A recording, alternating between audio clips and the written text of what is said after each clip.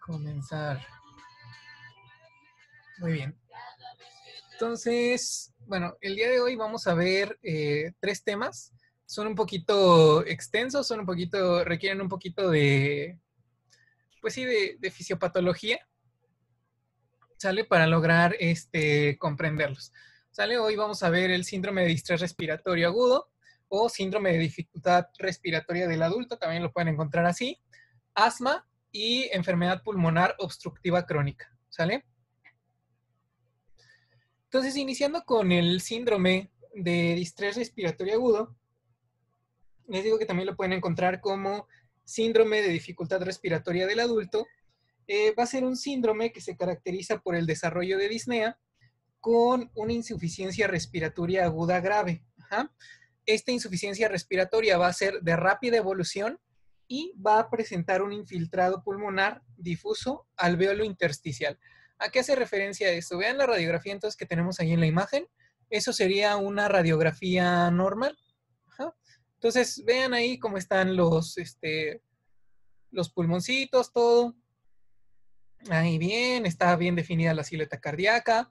Esto que vemos aquí, pues es normal, es parte de eso que estoy ahí poniendo yo en amarillo, pues es normal, es parte de los vasitos que hay ahí en los pulmones, de los bronquios, ¿no? Todo eso, los vasitos que hay ahí en los bronquios.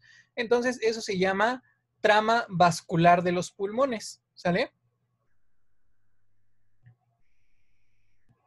Sí, se llama trama vascular. ¿Sale? Y eso es algo, pues, normal, ¿no? O sea, eso es algo que todas las radiografías normales, a una persona normal se lo podemos poner, no hay ningún problema. Vean aquí, ¿no? Los ángulos costodiafragmáticos bien definidos de este lado también, no hay ningún problema con los ángulos, todo se ve perfectamente, ¿sale? Pero entonces, mi paciente con síndrome de distrés respiratorio agudo va a llegar, va a tener mucha dificultad para respirar, mucha sensación de falta de aire. Ajá. Y vean entonces, al momento en que yo le tomo una radiografía, vean cómo se ve esa radiografía. ¿Sale? Esto es a lo que se refiere con infiltrado pulmonar difuso alveolo intersticial. Vean, no está concentrado en una sola masa. Ajá. Es en todo, es difuso. Vean ahí para acá arriba, de este lado. Ajá.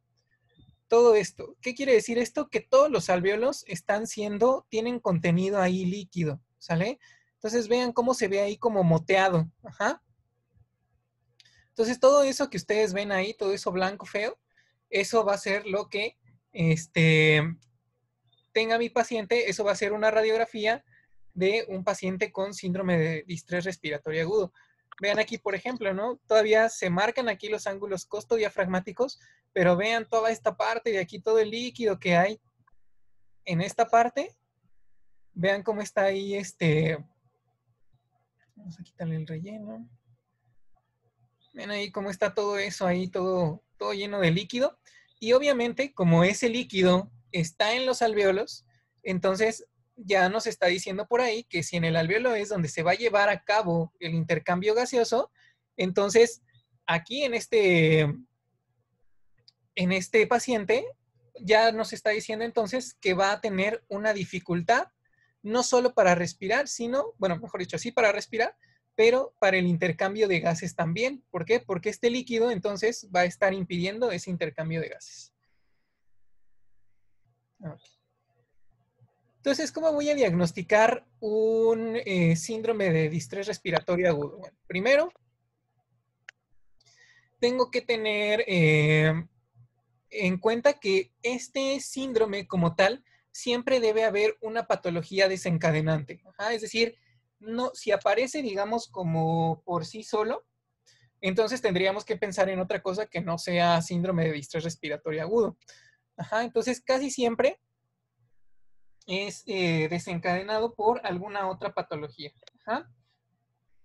Puede tener signos de insuficiencia respiratoria, como lo sería la taquipnea, es decir, que tenga una frecuencia respiratoria muy aumentada, cianosis central, mi paciente se está poniendo azul, y uso de músculos accesorios. El uso de músculos accesorios, como lo vimos en la clase de la práctica, quiere decir que va a tener no nada más que utilizar el diafragma, sino también los músculos intercostales y los músculos abdominales para poder respirar. Vamos a ver que es un paciente que tiene que jalar todo el tórax, o sea, ustedes lo van a ver, va a tener que levantar todo el tórax para poder rectificar las costillas y que ahí aumente, aunque sea un poquito, el volumen pulmonar, como lo vimos en la práctica, para que eso le dé chance de meter, aunque sea un poquito de aire.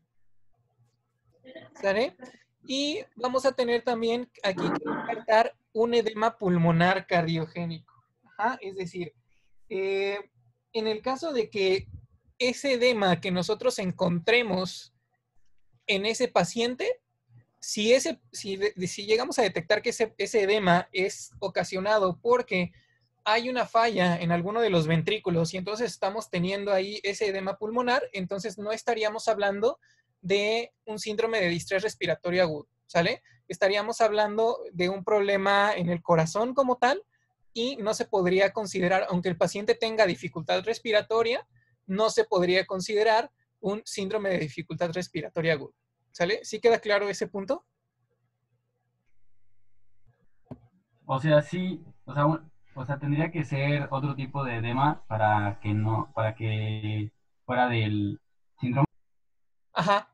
Sí, si es otro tipo de edema, no hay problema, lo podemos considerar como síndrome de distrés respiratorio. Pero si es un edema de origen cardiogénico, entonces ahí sí ya no.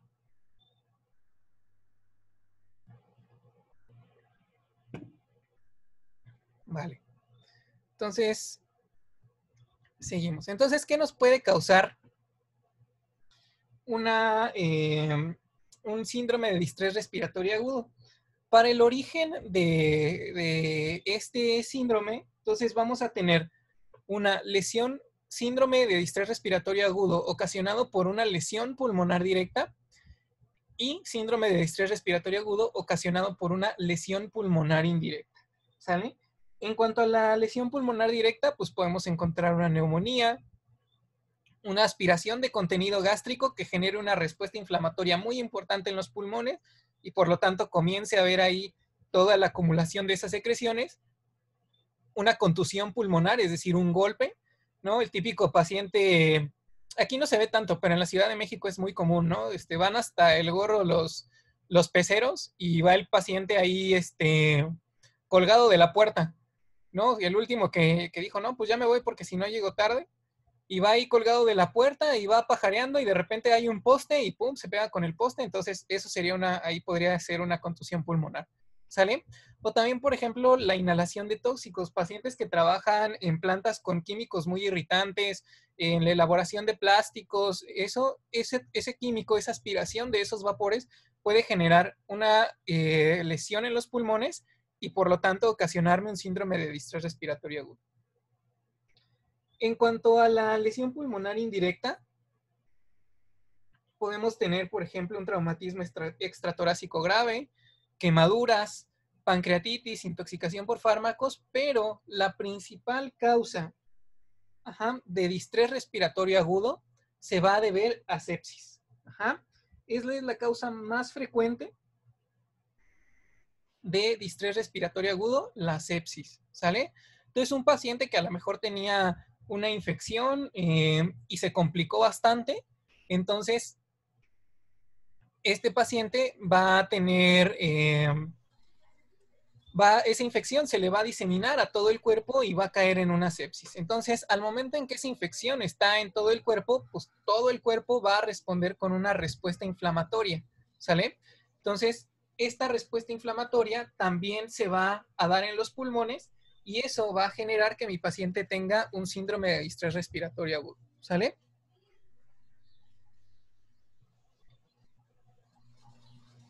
Ok. Entonces, fisiopatológicamente, ¿qué es lo que va a pasar? Como habíamos dicho, pues va a ser una forma de edema pulmonar y que se va a producir por un aumento en la permeabilidad de la membrana alveolo-capilar al momento en que es lesionada, ¿sale? Entonces vean aquí el cuadrito azul, hay una lesión en la membrana alveolo-capilar Y de aquí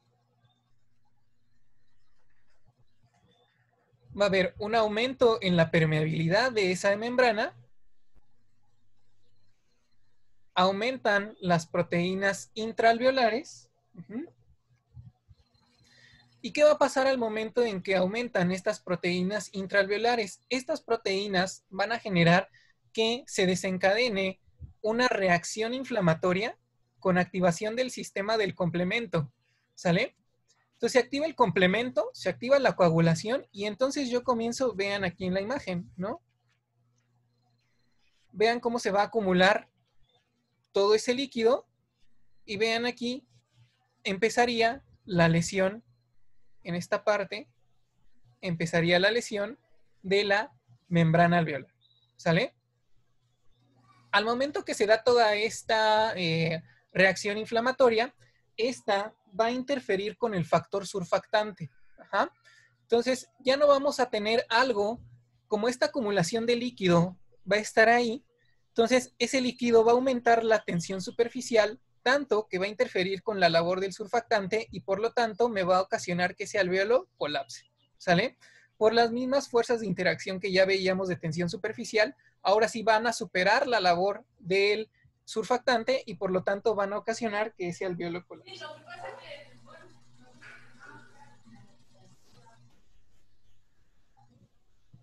Entonces vean, aquí lo tenemos un poquito ya más esquematizado. Vean, de su lado izquierdo tenemos el alvéolo normal. Y pues aquí está con su epitelio bronquial bien bonito. Vean aquí los neumocitos tipo 1, aquí revistiendo la pared del alvéolo, ¿no? Aquí el neumocito tipo 2 que va a producir el surfactante. El macrófago alveolar, aquí nada más ahí vigilando. Y aquí tenemos nuestro capilar. Pero vean, cuando pasa la lesión, cuando tenemos una lesión aguda del pulmón, entonces vean cómo las células del epitelio bronquial comienzan a desprenderse. Vean aquí, necrotic type 1 cell.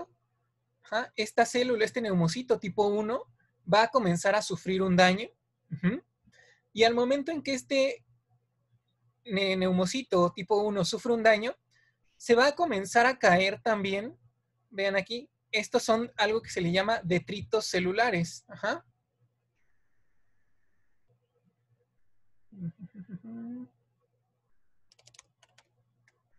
Detritos celulares. Es lo que viene ahí como cellular debris. Estos detritos celulares van a comenzar a caer al interior de este alvéolo, ocasionando que se active este macrófago alveolar que tenemos aquí y por lo tanto comience a producir sustancias proinflamatorias, factor de necrosis tumoral, interleucina 1, interleucina 8. Eso va a llamar a más células, vean aquí, leucotrienos, proteasas. Ajá. Eso va a hacer que comiencen a llegar más células y por lo tanto estas células desencadenen en todo el alvéolo una respuesta inflamatoria y que al final va a acabar, vean aquí, ¿no? Estas células inflamatorias comienzan a llamar a todas las demás células sanguíneas, ¿sale? Esas sustancias inflamatorias van a comenzar a llamarlas y vean acá, ¿no? Cómo está llegando aquí a esta parte, ¿sale? Y eso va a generar que se me forme algo llamado membranas hialinas. Esas membranas hialinas son las que nosotros vemos en la radiografía como acumulación de líquido, ¿sale? Son membranas, para ponérselos para que se las imaginen, por ejemplo, ¿han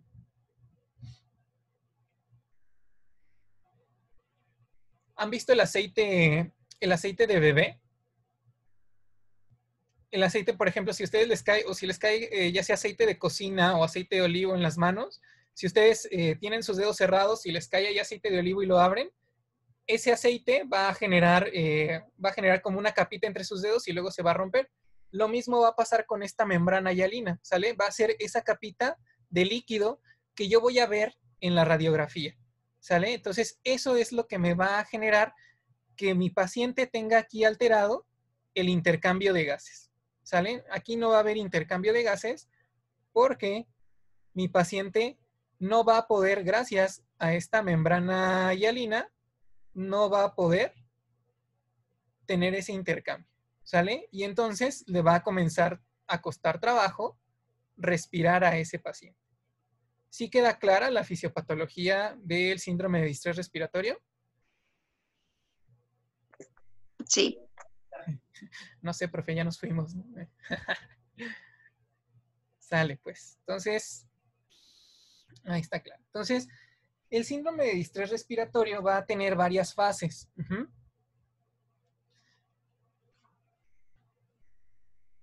Estas 3 fases, la primera va a ser la fase exudativa. Esta va a aparecer en la primera semana y se va a caracterizar por la presencia del edema, la lesión de los neumocitos tipo 1 y la formación de las membranas hialinas. ¿Sale? Esto, obviamente, con su debida aumento en la concentración de citocinas proinflamatorias que van a ir llamando a todas las células. ¿Sale? La segunda fase, que sería ya del día 7 al día 21, en esta fase, la mayoría de los pacientes ya se están recuperando. Aquí ya vamos a tener fenómenos de reparación del tejido, es decir, ese alvéolo ya va a comenzar nuevamente a repararse, van a comenzar a proliferar nuevamente tanto los neumocitos tipo 1 como los neumocitos tipo 2, y esto me va a recuperar también la integridad del epitelio, va a comenzar nuevamente la síntesis de surfactante y la diferenciación de estas células del epitelio a neumocitos tipo 1. ¿Sale? Los neutrófilos que originalmente desencadenaron o se vieron involucrados en la respuesta inflamatoria van a ir migrando y van a ser sustituidas nuevamente por linfocitos nada más que estén ahí vigilando ese alvéolo, y la mayoría de los pacientes solo queda hasta esta etapa. ¿Sale? No hay mayor inconveniente porque casi todos se recuperan en esta etapa. ¿Sale? Sin embargo, va a haber algunos que entran en una fase llamada fase fibrótica. Esta fase fibrótica va a ser una que mi paciente, si estaba intubado, pues yo lo tenga que mantener intubado, ¿no? ¿Por qué? Porque se va a hacer una fibrosis en los alvéolos pulmonares, es decir, se va a hacer mucho tejido cicatricial, de tejido conectivo, en los alvéolos pulmonares, y por lo tanto eso va a impedir su distensión. Al momento entonces que yo tengo todo ese tejido de cicatriz ahí, voy a alterar la arquitectura pulmonar. Y esto va a hacer que prolifere la íntima de la capa vascular, y esto me va a generar una hipertensión pulmonar. ¿Sale? ¿Por qué? Porque ese pulmón ya no es tan distensible gracias a este tejido fibroso. Ese pulmón ya no se puede extender tanto como antes. Los alvéolos han perdido muchísima elasticidad y, por lo tanto, eso va a hacer que se altere tanto la arquitectura pulmonar y, por lo tanto, que al corazón le sea más difícil mandar la sangre a los pulmones para ser oxigenada, y eso va a resultar en una hipertensión pulmonar. ¿Sale? ¿Queda clara la fase fibrótica?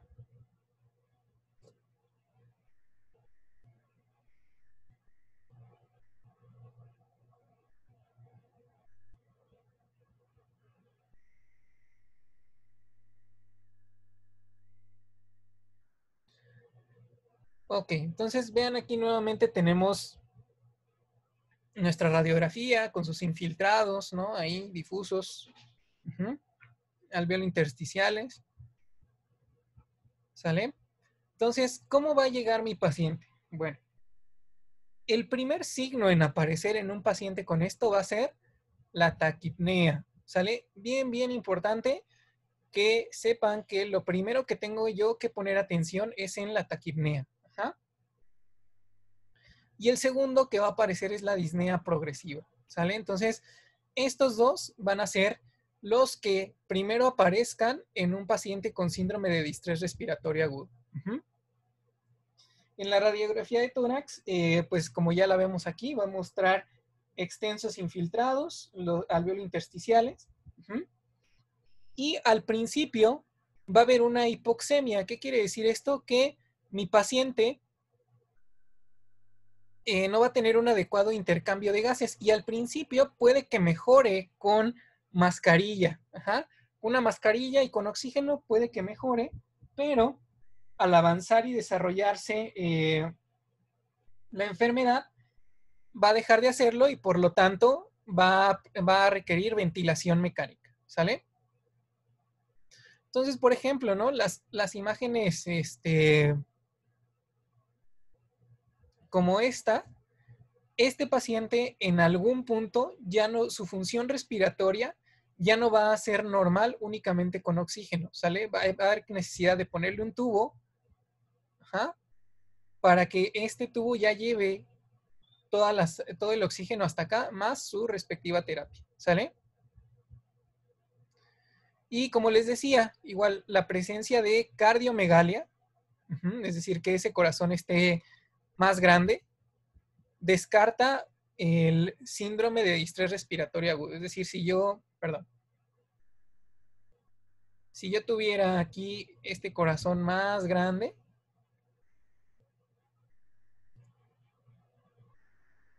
vamos a ir el tamaño, ¿no? Más o menos de cómo está el círculo. Entonces, pues ya eso me descartaría el síndrome de distrés respiratorio agudo, porque seguramente esa dificultad respiratoria, esa taquipnea y esa disnea tienen un origen cardiogénico.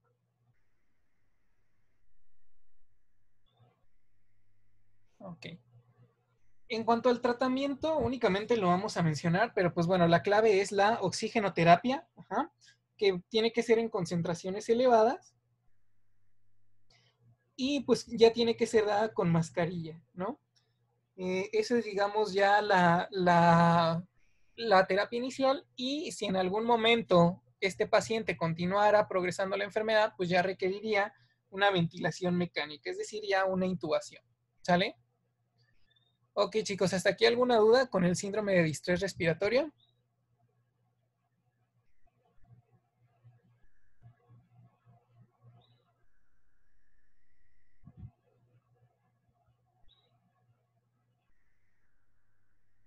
Respondan, no los escucho.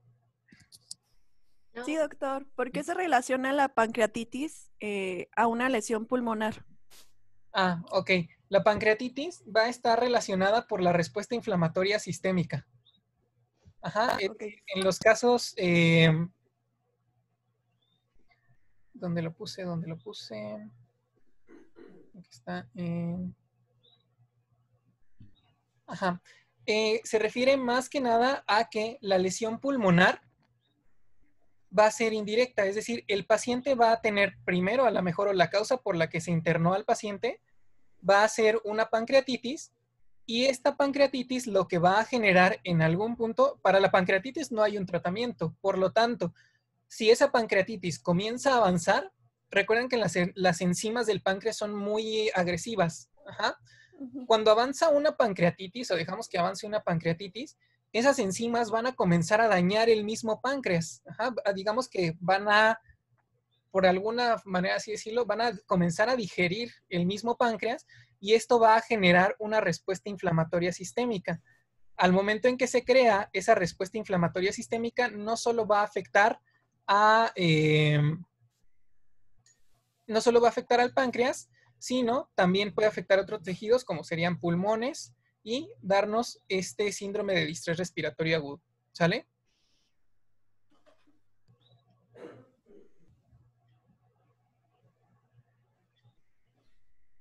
Vale, entonces vamos ahora con el asma.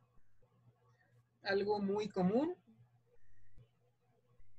y que pues ustedes todos vamos a tener o vamos a ver pacientes con asma. ¿Sale?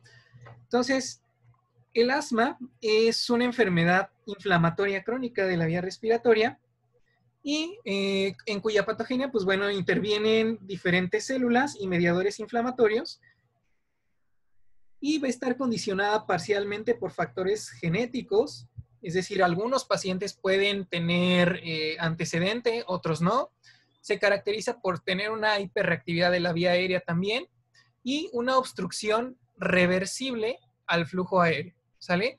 Ya sea que esta obstrucción sea reversible con o sin medicamento, pero a fin de cuentas es la gran ventaja del asma, que aquí sí la obstrucción de ese flujo es reversible. Esta inflamación, pues bueno, va a causar episodios recurrentes de sibilancias, disnea y tos.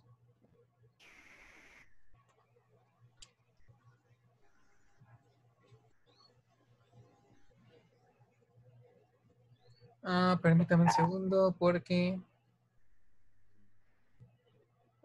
Ay, no me digan esto. Bueno.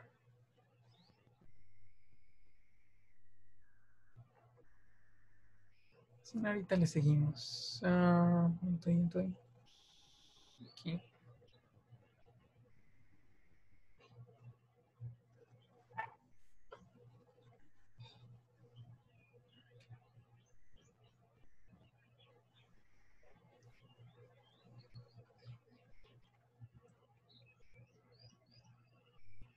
Ok, entonces...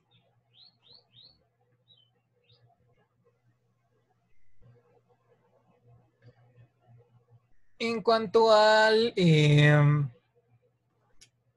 asma, aquí sí hay que tener sibilancias, disnea y tos, ¿sale? Esto va a ser característico. Sibilancia hace referencia a que cuando yo le coloco el estetoscopio a mi paciente, entonces, ese paciente se le va a escuchar en los pulmones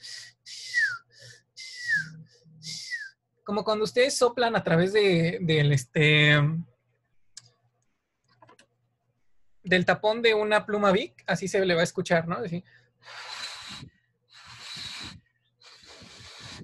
Eso van a ser sibilancias. Eso quiere decir que la vía aérea se está haciendo más pequeña y por lo tanto cada vez va siendo más dificultoso el paso del aire, ¿sale? Es bien característico, sibilancias, disnea y tos, ¿sale? En algunos casos también puede haber opresión torácica, pero lo más frecuente es que se presente con estas tres, ¿sale? Sibilancias, disnea y tos. Ok. El asma es muy amplio, ¿sale? Entonces, algunas de las células involucradas en esa van a ser los linfocitos T, por ejemplo, ¿no? Estos linfocitos T hemos visto que en los pacientes con asma están aumentados y van a tener un desequilibrio en cuanto a las células tanto TH1 y TH2. ¿Ah? Las células TH1 y TH2 lo que hacen normalmente es producir citocinas proinflamatorias, ¿sale? Y por ejemplo, a lo mejor si la TH1 produce sus citocinas, pues se realiza digamos, una inflamación mediada por macrófagos y la TH2 va a mantener durante cierto tiempo esa inflamación, ¿sale? También a través de sus citocinas. Ajá. Pero ¿qué va a pasar en el asma? La TH2 va a secretar más citocinas de lo normal, por lo tanto, va a mantener por muchísimo más tiempo la reacción inflamatoria que generó en un inicio TH1, ¿sale? Entonces, al momento en que estas células TH2 están aumentadas en número y también están aumentadas en su producción de citocinas, esto va a mantener por mucho más tiempo la reacción inflamatoria de las células TH1, ¿sale? Van a llamar células de la inflamación y vamos a tener la clínica del asma, ¿sale? Vamos a tener también un aumento en las células natural killer y que esas células también van a contribuir a toda esta inflamación que se da en los pulmones para cuando viene una crisis asmática, ¿sale? En el caso de los mastocitos, estos los vamos a tener aumentados en el músculo lisobronquial y van a liberar broncoconstrictores y también citocinas o sustancias proinflamatorias, ¿sale? Los eosinófilos Estos, por ejemplo, van a estar relacionados con la gravedad del asma. Entre más eosinófilos tenga mi paciente, puede que su asma sea pues más grave. Es decir, su crisis asmática sea más difícil de controlar y sea más severa. También van a ver, todos estos mediadores de los eosinófilos van a ocasionar daño epitelial y también va a liberar mediadores de la respuesta inflamatoria. Los neutrófilos son células que también las vamos a encontrar, pero principalmente en fumadores, ¿sale? Aquí vamos a ver que los fumadores tienen una mayor cantidad, los fumadores asmáticos tienen una mayor cantidad de neutrófilos que el resto de los asmáticos, ¿sale? Entonces, eso es lo que podemos encontrar en estos pacientes, ¿sale? Obviamente, si ustedes tienen asma y fuman, por favor, no lo hagan. O si tienen un paciente que tiene asma y fuma, pues no lo hagan, por favor, ¿sale? Ok. Entonces, continuando con la fisiopatología del asma, vamos ahí a tener 3 factores principales. ¿Ja? La primera es la disminución del calibre de la vía respiratoria. Este es el evento final común que va a explicar obviamente tanto los síntomas como las alteraciones funcionales, ¿sale? Los factores que van a contribuir a la disminución del calibre de la vía respiratoria van a ser tanto la contracción del músculo liso, el edema de la vía aérea, el engrosamiento de la vía aérea, a consecuencia de los fenómenos de reparación, y la hipersecreción de moco, ¿sale? Entonces, vean todo lo que un asmático guarda ahí en sus vías aéreas, ¿no? El engrosamiento de la vía aérea, el edema de la vía aérea, esto va a ser consecuencia de la inflamación y al momento de que hay una inflamación, el cuerpo va a intentar reparar esa vía aérea y por lo tanto va a hacer un engrosamiento de la vía aérea, ¿sale? Es decir, todo ese tejido cicatricial que se va a ir quedando va a hacer que la vía aérea se engrose y por lo tanto vaya perdiendo poco a poco su elasticidad. Otro de los factores que tenemos es la hiperreactividad bronquial. Esta va a provocar la obstrucción de las vías aéreas en respuesta a estímulos en sujetos sanos. Perdón, en respuesta a estímulos que en sujetos no sanos, pues no pasaría nada, ¿no? Entonces, vean, igual aquí la hiperreactividad bronquial va a estar dada por una contractilidad aumentada del músculo liso, es decir, ese músculo va a ser más sensible a ciertos estímulos. Se va a engrosar igual la pared bronquial. Y en cuanto a las terminales nerviosas sensitivas, esto va a ser porque están sensibilizadas por la inflamación. Al momento que son sensibilizadas por esta inflamación, entonces van a provocar una broncoconstricción exagerada en respuesta al estímulo que desencadene el asma, ¿sale? Casi siempre los pacientes asmáticos pueden desencadenar un estímulo, ya sea o por una alergia o por algún resfriado, ¿sale? En cuanto a las alteraciones estructurales que podemos tener, estas alteraciones estructurales van a ser el conjunto de cambios que se conozcan como remodelación de la vía aérea, ¿sale? Entonces, estos van a incluir una fibrosis por debajo del epitelio, una hipertrofia e hiperplasia del músculo bronquial, proliferación de vasos e hipersecreción de moco, ¿sale? Todas esas son las alteraciones estructurales que vamos a tener en el asma, ¿sí?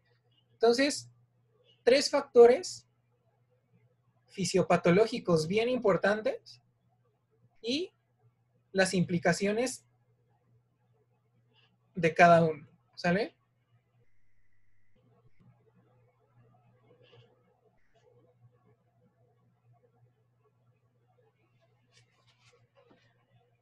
Espérenme porque me va aquí a...